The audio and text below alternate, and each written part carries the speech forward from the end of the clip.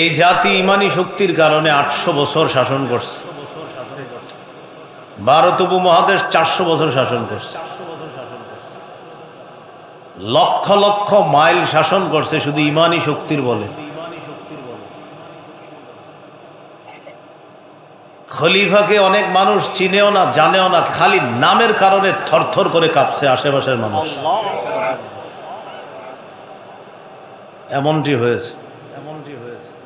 এটার মূলে ছিল ইমানি শক্তি। ইমানি শক্তি, এটার সাথে আল্লাহর ওয়াদা আছে। এই জন্য আল্লাহ বলেছেন, ওয়ালা তাহিনু ওয়ালা তাহজানু ওয়া আনতুমুল আ'লাউনা ইন কুনতুম মুমিনিন। তোমরা দুর্বল হও না, তোমরা পেরেশান হও না, যদি খাঁটি মুমিন হও তো তোমরাই বিজয় হবা।